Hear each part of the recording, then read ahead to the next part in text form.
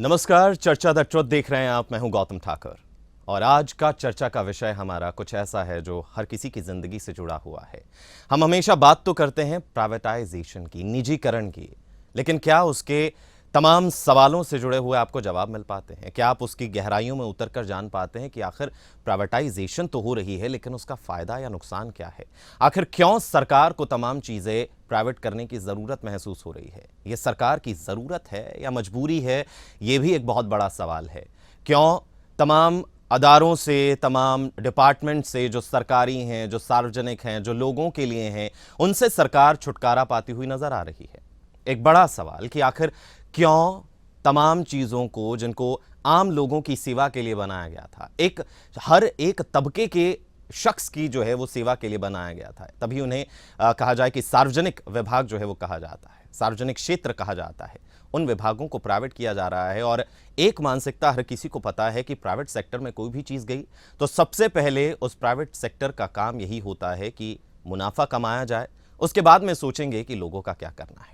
तो आज इन्हीं तमाम सवालों को लेकर हमारे साथ जो जानकार हैं, जो एक्सपर्ट हैं, वो हैं डॉक्टर मृत्युंजय कुमार। सर नमस्कार, कैसे हैं आप? थैंक यू सर एक हिस्टोरियन हैं, इतिहास को समझते हैं और इतिहास लिखते भी हैं जो आने वाली पीढ़ी के लिए प्रिजर्व किया जाता है।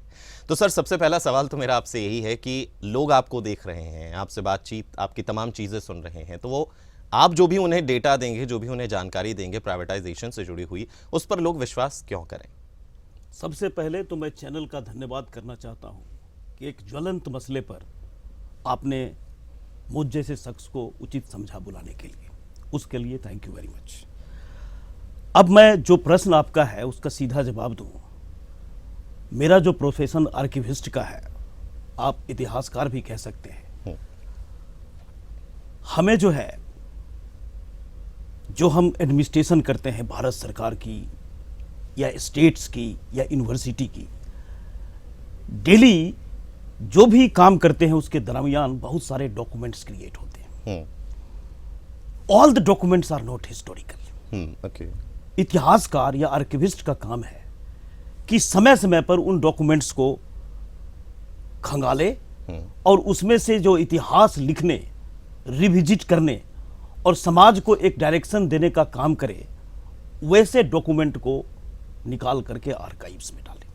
यानी कि जो इतिहास में हुआ, जो अभी हो रहा है, उसके हिसाब से आप अंदाजा लगाते हैं कि आने वाले वक्त में क्या होगा। बिल्कुल ऐसा है, हम इतिहास लिखते हैं और समय समय पर उनको रिविजिट करते हैं। तो चलिए, यानी कि एक बेहतरीन शख्स आज हमारे साथ हैं और एक बेहतरीन मसले को लेकर कि प्राइवेटाइजेशन की अगर हम बात करते हैं तो वो कितना फ़ायदेमंद, कितना नुकसानदायक होता है। सबसे पहला सवाल आम लोगों के दिमाग में यही आता है सर कि आखिर प्राइवेट चीज़ें हो तो रही हैं, एक ऐसे शख्स के पास जा रही हैं जिसका गवर्नमेंट से कोई लेना देना नहीं है, क्या मानते हैं सही? एक आसान भाषा में अगर हम प्राइवेटाइजेशन का, निजीकरण का मतलब समझें तो क्या है आपके मायने में?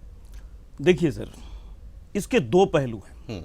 एक तो लीगल पहलू है, व्यवहारिक पहलू है, और दूसरा है कि हम वर्ल्ड सिस्टम से अगर जुड़े हुए हैं तो वो जरूरी भी है या नहीं है।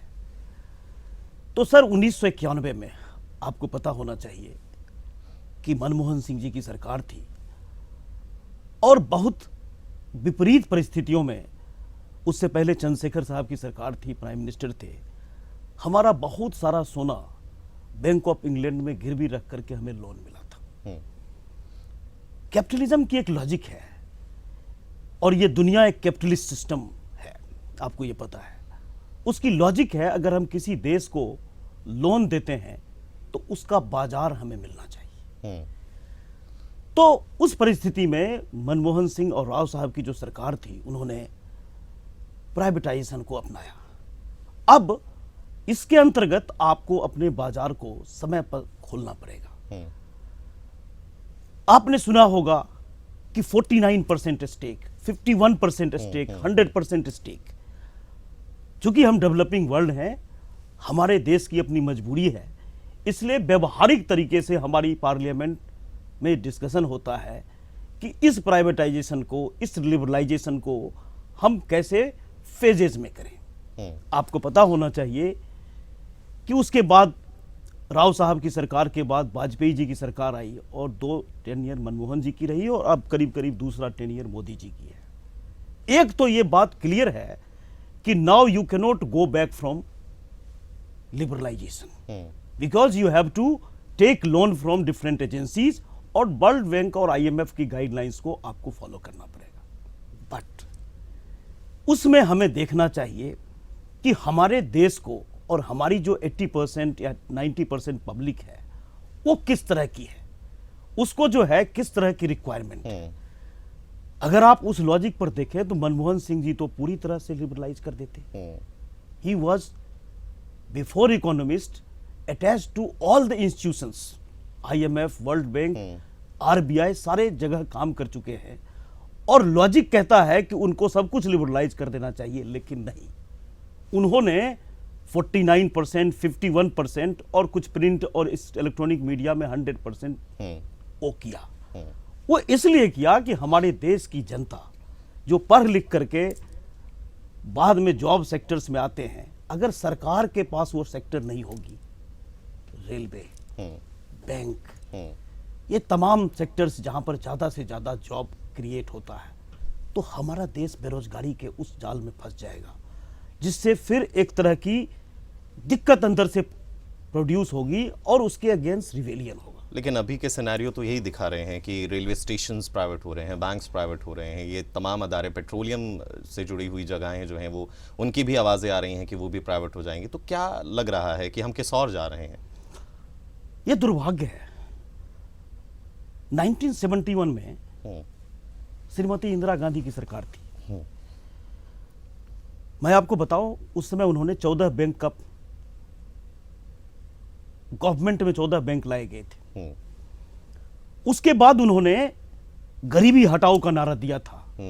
और अगर आप इतिहास में, की वजह से शायद वो सत्ता में भी आई थी। सिंडिक्स का एक ग्रुप था कांग्रेस में, वो लॉबी चाहती थी कि ये सारा चीज गवर्नमेंट सेक्टर में ना जाए, क्योंकि उस समय वो देश की सोच थी, जनता महसूस कर रही थी कि शायद ये प्राइवेटाइज हो गई तो हमारा सब कुछ खत्म हो जाएगा। तो इंदिरा गांधी ने इस पल्स को महसूस किया था और उसके बाद आप देख सकते हो कितनी डिसीजंस ली गई, एक सोशलिस्ट टिंज होती थी उसमें। मैं उससे भी पहले थोड़ा जानना चाहूंगा कि प्राइवेटाइजेशन किस तरह की जरूरत है इस देश में। सबसे बड़ा सवाल यही है कि क्या अभी जो चीजें प्राइवेट हो रही हैं वो सरकार की मजबूरी है, उसकी जरूरत है, या कुछ और? नहीं, मजबूरी तो मैं आपको बता चुका हूं कि वर्ल्ड बैंक या IMF चाहेगी कि खुले, लेकिन अगर आप देखेंगे इंडिपेंडेंस के बाद या उससे पहले, अभी पार्लियामेंट में ना एक डिबेट हुआ, उसका रेफरेंस हमारे प्रधानमंत्री साहब ने किया कि कांग्रेस के वक्त टाटा और बिरला की सरकार थी, इसलिए अभी अगर कोई कहता है अंबानी और अडानी की सरकार है तो उसमें कोई दिक्कत नहीं है। टाटा की सरकार जो थी, अगर आप उसके हिस्ट्री में जाओगे तो आपको लगेगा कि टाटा ने तो देश के लिए सब कुछ दे दिया। मतलब एक प्राइवेट सेक्टर ने देश के लिए बहुत कुछ किया। भी उसके अंदर सोशलिस्ट टिंज था। 1892 में उन्होंने एक स्कॉलरशिप स्कीम शुरू की, इंडोमेट फंड। उसके अंतर्गत आपको जितने भी अच्छे साइंटिस्ट, CV रमन, भाभा, जितने भी आपको दिखते हैं, वो विदेशों में पढ़ने जाते थे और वो पैसा बाद में लौटाते थे टाटा को, जिससे दूसरों को फायदा हो। टाटा ने देखा कि उससे काम नहीं चलेगा तो इंडियन इंस्टीट्यूट ऑफ साइंस के लिए 30 लाख रुपया उस समय कर्जन को दिया और बाद में 1909 में बना। क्यों? कि अगर उन्होंने देखा कि टिस्को में 1907 में जब उन्होंने एक इंजीनियर अमेरिका से, इंजीनियर पेरिनवाज, जो 1907 में टिस्को टाटा नगर में शुरू हुआ था, तो 7,000 रुपया उसका तनख्वाह था। तो टाटा की ये सोच थी कि इंडिया की जो इंडस्ट्री है वो तो थ्राइव ही नहीं कर पाएगी। सो टाटा ने एक प्रपोजल दिया, एक ऐसा टेक्नोलॉजिकल इंस्टीट्यूट हो जहां से हमारा इंजीनियर और इसके टेक्निकल मैन पावर क्रिएट हो जो इंडस्ट्री को थ्राइव करे। और बाद में उन्होंने देखो TISS, Tata institute of social science का निर्माण किया, जिन्होंने पार्टीशन के बाद सबसे बड़ी भूमिका अदा की दिल्ली और कुरुक्षेत्र में रीसेटलमेंट में। TIFR, फंडामेंटल यानी रिसर्च। कि टाटा ने बहुत सारा कंट्रीब्यूशन भी दिया एक प्राइवेट ऑर्गेनाइज होने के यही मैं नाते। कहना चाहता हूं। एक छोटा सा ब्रेक लेंगे सर, एक छोटा सा ब्रेक लेंगे, वक्त हो चला है एक छोटे सा ब्रेक का, और उसके बाद आके इस बात को जो है, इस चर्चा को जो है वो कंटिन्यू करेंगे और जानेंगे आखिर क्या प्राइवेटाइजेशन की जो हम बात करते हैं, जैसे हम सिर्फ बुरा ही कहते हैं, क्या डॉक्टर मृत्युंजय की राय में वो अच्छा या बुरा दोनों में से कुछ भी हो सकता है। एक छोटा सा ब्रेक लेते हैं, जल्द वापस आते हैं। ब्रेक के बाद एक बार फिर आपका स्वागत है। चर्चा द ट्रुथ में हम बात कर रहे हैं प्राइवेटाइजेशन की, जिसे हमेशा बुरी नज़रों से ही देखा जाता है कि अगर कोई सार्वजनिक क्षेत्र जो है, जो गवर्नमेंट सेक्टर है, अगर वो प्राइवेट हो रहा है तो उसका अंजाम जो है वो बुरा ही होगा, या उसका सिर्फ प्रॉफिट कमाना ही उसका फ़ायदा होगा या उसका मकसद होगा। लेकिन डॉक्टर मृत्युंजय हमारे साथ हैं इस चर्चा में, जिनका कुछ और कहना है। तो सर, जितना मैं समझ पा रहा हूँ कि क्या प्राइवेट होना हमेशा बुरा ही है या उसके अच्छे पहलू भी हो सकते हैं? प्राइवेट होना कभी बुरा नहीं है। अभी मैंने आपको टाटा का एग्जांपल दिया, that's the private sector in India. But अभी कुछ दिन मुझे पहले पता चला कि टीसीएस अब जो है कई अमेरिकन कंपनीज से ऊपर आकलन में आ गया है। इसका रीजन ये है कि जब आप देश को समझते हो और उस पर्सपेक्टिव से उस चीज को करते हो। 1932 में मेहरबाई टाटा का डेथ हो गया सर, और बाद में पता चला उनको ब्लड कैंसर था। उस समय ये एक ऐसी बीमारी थी, दुनिया को नहीं पता था। टाटा हाउस ने सोचा एक ऐसा कैंसर हॉस्पिटल बनाया जाए जिससे इस देश में आगे चलकर कैंसर जैसी समस्या को जड़ से खत्म किया जाए और जो गरीब लोग हैं उसका इलाज हो। 1932 में पहली बार टाटा ने दुनिया के लिए, मैं भारत के लिए नहीं कह रहा हूं, पहले जो ब्लड पर रिसर्च होते थे वो पर्टिकुलर एरिया में होता था। टाटा ने पहली बार ब्लड पर एनी एरिया में रिसर्च शुरू किया और दुनिया के जो बेस्ट साइंटिस्ट थे वो अच्छी इंस्टीट्यूट छोड़ करके टाटा को ज्वाइन किया, क्योंकि यहाँ बेस्ट रिसोर्सेस मिलता था। और उसी के बाद 1941 में टाटा मेमोरियल हॉस्पिटल का गठन हुआ। एशिया ही है दुनिया में। तो यहाँ तो ये सीन हुआ ना कि टाटा ने अपने आप को और ज्यादा फैला लिया, और ज्यादा स्प्रेड किया उसने, अपनी प्राइवेट जो ऑर्गेनाइजेशन है, जो शाखाएं हैं, उसे और ज्यादा बढ़ाया उन्होंने। बिल्कुल आपका बात सही है, लेकिन 85% ऑफ कॉस्ट गरीब लोगों के इलाज में जा रहा है, नॉट फ्रॉम इंडिया।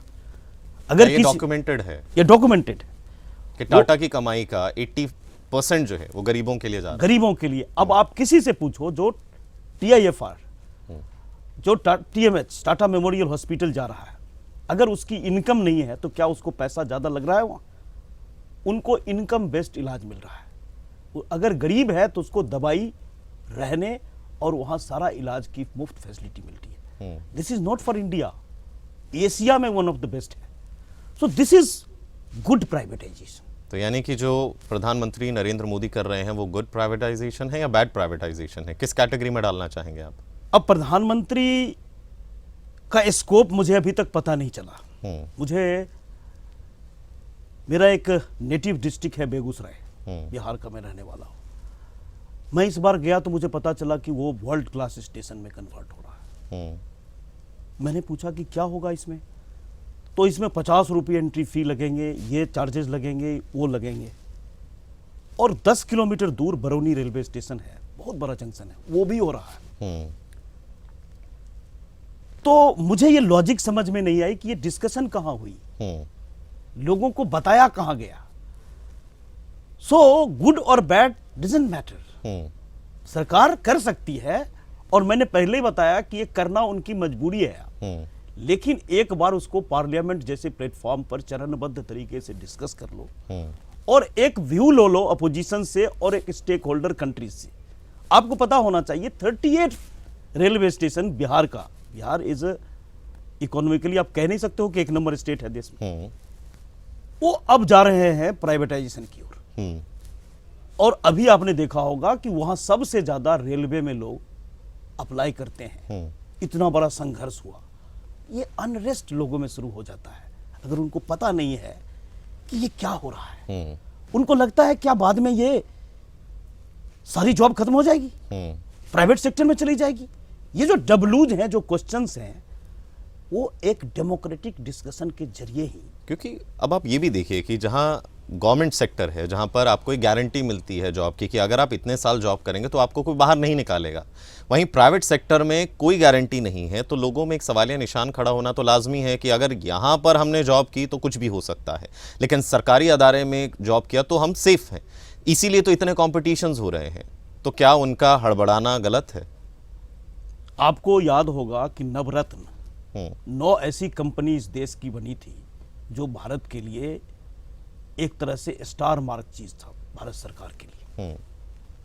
अब आप देखो एयर इंडिया गई, बहुत सारे पब्लिक सेक्टर अंडरटेकिंग लॉस में चल रहे हैं।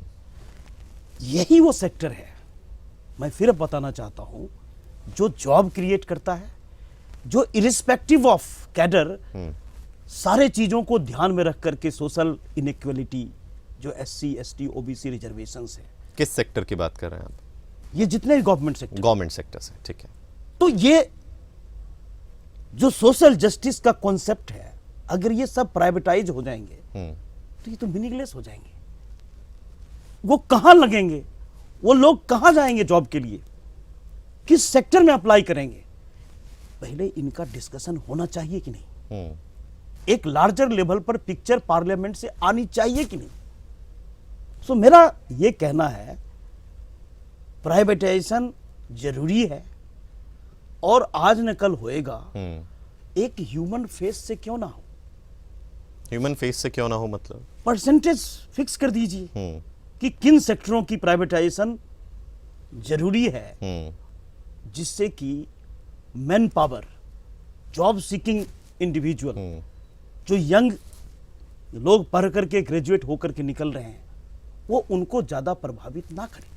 एक तरफ जहां ये हल्ला मच रहा है कि प्राइवेटाइजेशन हो रहा है, तमाम चीज़ें प्राइवेट कर दी गई हैं, वहीं सरकार का एक बयान सामने आता है कि हमने चीज़ें प्राइवेटाइजेशन नहीं किया है, उनका प्राइवेट हाथों में नहीं दी है, लेकिन कुछ वक्त के लिए ज़रूर दी है। उसकी परसेंटेज जो है कुछ परसेंट हमने उन्हें दिया हुआ है।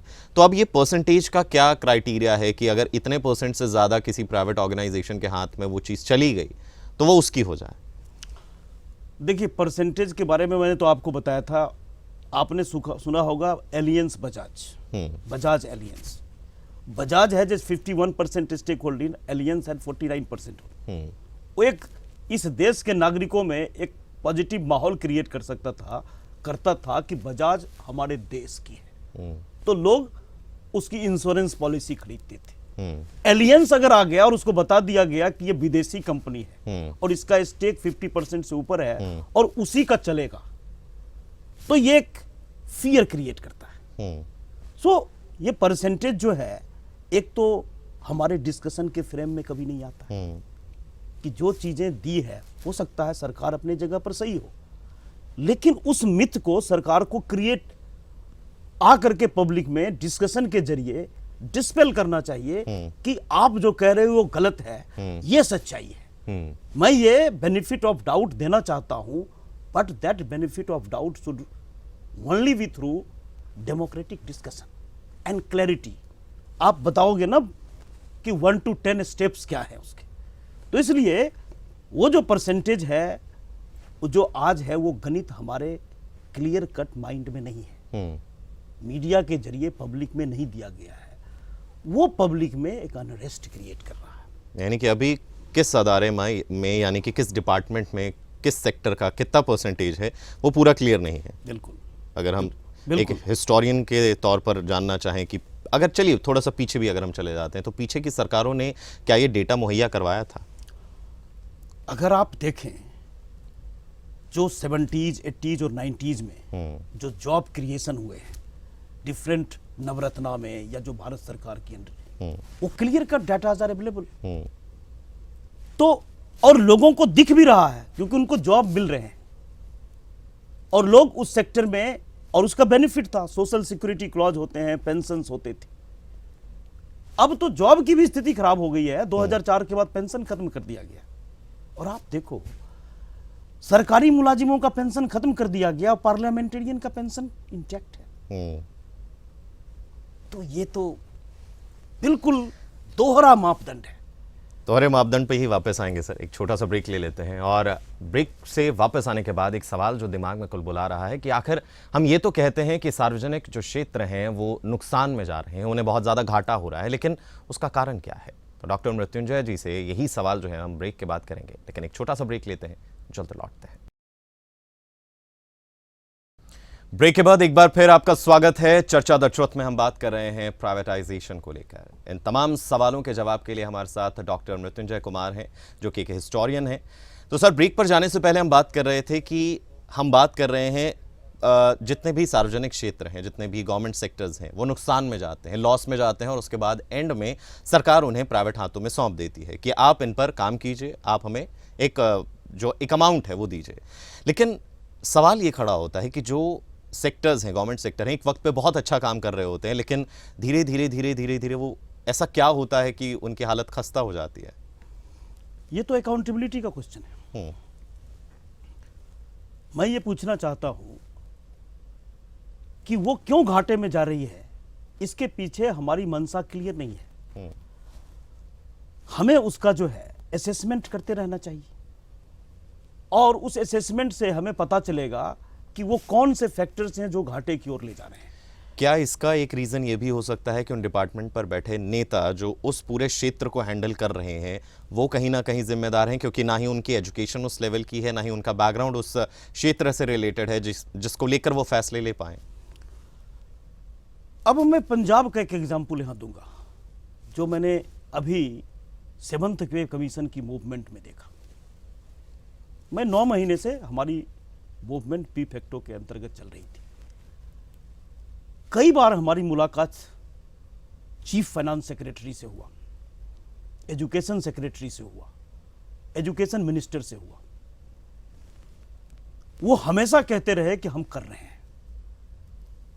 और आपको पता होना चाहिए कि इस पूरे देश में 7th पे कमीशन मिल चुका है, और पंजाब के भी मुलाजिमों को मिल चुका है। तो क्या वो 5% या 4% टीचर इस देश में अलग क्यों कर दिए गए? मैं ये क्वेश्चन पूछता था, वो कहते थे मैं कर रहा हूं। There was a mismatch, gap between what they used to say, bureaucrat और पॉलिटिशियन दोनों ने अपने तरीके से हाथ मिला लिए थे, और उन्होंने मिल करके ये चीज रोकी। आप कहते हो कि नेता खराब है, मैं ये मानता हूं, नेता का तो काम ही है। जो आज क्या चल रहा है सिस्टम, उसमें नेता बयान के दे देता है कि हम 2 करोड़ जॉब दे रहे हैं, 50 लाख जॉब दे रहे हैं, 2000 रुपया सबको देंगे, 1000 रुपया सबको देंगे। हर पार्टी जो है आजकल जो है ये पब्लिक का पैसा मुफ्त में बांटने की बात कर रही है। लेकिन जो सही बात है, जो उनको देना चाहिए, एजुकेशन कंकरेंट लिस्ट में है। और कंकरेंट लिस्ट का मतलब यह होता है कि स्टेट के साथ साथ सेंटर की भी वो जिम्मेवारी है। नेताओं ने कभी बैलेंस नहीं बनाया कि पंजाब के टीचर को भी ये पे कमीशन जरूरी है। तो पंजाब के नेताओं के साथ साथ ब्यूरोक्रेट ने मिल करके टीचरों को फूल बनाया। और मैं बताना चाहता हूं, इसी वजह से मैं कहीं सुन रहा था कि जैसे रेत माफिया है, छत्तीसगढ़ में रेत का एरिया बहुत कम है, लेकिन उससे रेवेन्यू बहुत हो रहा है। और पंजाब में वो 4 गुना है, लेकिन रेवेन्यू हाफ है। तो कहीं ना कहीं डिसऑनेस्टी है। जो पैसे आने चाहिए वो करप्शन या डिफरेंट मीन्स में चले जाते हैं। अगर वो आएंगे नहीं, आएंगे कैसे? ऑनेस्ट ब्यूरोक्रेट, ऑनेस्ट पॉलिटिशियन अगर उसको मैनेज करेंगे ऑनेस्टली, तो वो पैसे आएंगे। और जब हमारे जो चीज है जिसके लिए जरूरी है वो पैसे लगेंगे, यानी कि वो डिपार्टमेंट जिसकी हम बात कर रहे हैं वो भी विकास करेगा, वो लॉस में नहीं जाएगा और उसको प्राइवेट हाथों में नहीं देना होगा। जाते जाते सर एक आखिरी सवाल मैं और करना चाहूँगा कि सवाल ये है कि निचोड़ एक निकालें अगर हम, आपने कहा कि प्राइवेटाइज करना एक मजबूरी है, लेकिन किस लेवल तक प्राइवेटाइज करना मजबूरी है? क्या सारे ही डिपार्टमेंट्स को प्राइवेट हाथों में दे देकर बस बैठे बैठे ये देखना कि हमारे पास पैसा आ रहा है, बस वो करना ठीक रहेगा? या फिर उन चीज़ों को संभाल के रखिए जो डिपार्टमेंट आपके साथ हैं, जो आपके पास हैं, उनको उन्नत बनाइए। क्या लगता है कि क्या प्राइवेट करना बेहतर है या नहीं है? सिंपल। बेहतर है या नहीं, ये एक मजबूरी है, लेकिन उस मजबूरी में भी नोट ऑफ कॉशन है। 1936 में TISS बना, वहां पर सबसे पहले SC/ST रिजर्वेशन लगी। क्या मैं प्राइवेटाइज करने से पहले कुछ मापदंड नहीं दे सकता हूं बिजनेस ग्रुप को कि इफ यू डू इट, आपको ये चीज पालन करना पड़ेगा? तो मापदंड तो दिए ही जाते हैं, उनके लिए क्राइटेरिया तो बनाया ही जाता है कि आपको ये रूल्स फॉलो करने होंगे, अदरवाइज आपसे जो चीजें हैं आप पे एक्शन लिया जा सकते हैं। लेकिन आप किन मापदंडों की बात कर रहे हैं? नहीं, वो सारे मापदंड जो गवर्नमेंट फॉलो करती है वो एक टाइम बाउंड मैनर में उनको दिया जाए, नहीं तो फिर उन पर विचार किया जाए। नंबर 1। नंबर 2, जो सेक्टर बहुत ज्यादा जॉब कैटर करता है, प्राइवेटाइजेशन आपको करने कहा गया है, लेकिन दुनिया की एजेंसी आप पर थोपी नहीं जाती है, थोपती नहीं है प्राइवेटाइजेशन। आप अपनी रिक्वायरमेंट को अच्छी तरीके से जानते हो। सो जो जॉब सेक्टर, जो भी एरिया हमारा बेस्ट कर रहा है, उसको हमें रिटेन करना चाहिए बेस्ट टैलेंट से। कुछ दिन पहले मैं बिहार में नीतीश की सरकार ने फर्स्ट, सेकेंड, थर्ड टेनियर में अच्छा किया, तो मुझे पता चला कि UN से एक अच्छे व्यक्ति को लाया गया था। हमारी सरकारें वैसे लोगों को गवर्नमेंट सेक्टर में भी ला सकती है जो प्राइवेट में अवेलेबल है। अच्छे अच्छे CEO को उन नवरत्नों में लगा करके, rather than pushing into privatisation, उनको अच्छा करना चाहिए, जिससे कि सरकार की वो एक अच्छी चीज बनी रहे। आज के डेट में भारत सरकार के पास कोई एयरलाइंस नहीं है। भारत एक सोने की चिड़िया है, लेकिन वो एयरलाइंस खत्म हो गई। ये अच्छा नहीं है। हम आगे बढ़ें, लेकिन प्रेजेंट प्राइवेटाइजेशन के जरिए नहीं। हम देखें रुक करके कि कहां पर किस चीज की ज्यादा जरूरत है। रेलवे को कोई जरूरत नहीं था इतना जल्दी प्राइवेटाइज करने का। ये बहुत ही लार्जर लेवल पर जॉब कैटर करता है। बैंक जो है कैटर करता है। वैसे ही अब आप देखोगे हायर एजुकेशन में पिछले कई सालों से वैकेंसीज नहीं भरी गई है। ये एक गलत बात है। अगर नहीं भरी जाएगी तो लीडरशिप कैसे क्रिएट होगी अच्छी? आम लोगों को कैसे पता चलेगा सर कि जो चीज़ प्राइवेटाइज हो रही है वो सरकार की मजबूरी है और सरकार को ये प्राइवेटाइज करनी ही होगी, या फिर जो अब प्राइवेट किया गया है वो मुनाफे के लिए प्राइवेट किया जा रहा है, उसको प्राइवेट करने का कोई मकसद नहीं था? कैसे लोग अंदाज़ा लगाएं? देखिए, एक तो उनको जागरूक होना पड़ेगा। डिफरेंट एजेंसीज की डाटाज पर प्राइवेटाइजेशन के बहुत सारे फैक्ट्स होते हैं। दूसरा, उनको अपने कंसर्न लोगों से क्वेश्चन पूछने का जरिया बदलना पड़ेगा। चुनाव में जब ये लोग जाते हैं, उनको कास्ट, रिलीजन और कम्युनिटी की जगह आप ना जॉब, डेवलपमेंट, क्या हो रहा है दुनिया से, हमारा क्या है, हमारी कैपिटलिज्म क्यों अमेरिका से अलग है, इस तरह के व्यवहारिक और आपको ज्वलंत क्वेश्चंस को देना पड़ेगा अपने पब्लिक रिप्रेजेंटेटिव को। जिस दिन, और ये होगा अच्छी शिक्षा से, व्यवहारिकता से, सुधार ऊपर से ही होगा। इसलिए मैं बार बार कहता हूं, स्कूल से लेकर के कॉलेज और हायर एजुकेशन को अच्छी करने की जरूरत है, और वो ठीक होती है और हम सब की जिम्मेवारी है। हम अपने लेवल पर ये काम कर रहे हैं, लेकिन जनता को भी आने वाले समय में जागरूक होना पड़ेगा और अपने रिप्रेजेंटेटिव से खुले क्वेश्चंस करने होंगे। उनको उसमें कोई इफ्स एंड बट्स लगने की जरूरत नहीं है। आपको फियरलेस होना पड़ेगा, बिना डरे बस सवाल कीजिए जो भी आपके दिमाग में और दिल में है। चेंज आएंगे, बदलाव आएगा। Thank you so much sir, आज आप आए, बहुत ही अच्छी जानकारी आपने दी और बहुत मज़ा आया आपसे बातचीत करके। उम्मीद करते हैं जल्दी आपसे फिर मुलाकात होगी। Thank you. सवाल सिंपल सा है कि आप सवाल कीजिए। आप, क्योंकि चुनावी मौसम है, तो वो चेहरे जो आपको कभी नज़र नहीं आते वो भी नज़र आते हैं, और यही वो वक्त होता है जब आप उनसे पूछ सकते हैं कि आप जो कर रहे हैं वो क्यों कर रहे हैं, आपने जो किया है उसका कारण क्या है और उससे हमें क्या फ़ायदा होगा, वो हमारे लिए किस तरीके से फ्रूटफुल होगा, हमें कैसे वो फ़ायदा पहुंचाएगा, हमारे आने वाली पीढ़ी के लिए वो किस तरीके से अच्छा होगा जो भी कदम आप उठा रहे हैं। सरकार कदम उठाती है सिर्फ आपके भले के लिए, ऐसा कहा जाता है, लेकिन क्या वो वाकई आपके भले के लिए कदम उठ रहा है? क्या वो सिर्फ चुनिंदा कुछ कॉरपोरेट्स लोगों के लिए कदम नहीं उठाए जा रहे हैं? इस पर ध्यान आपको ही रखना है और उस पर सवाल भी आपको ही करना है।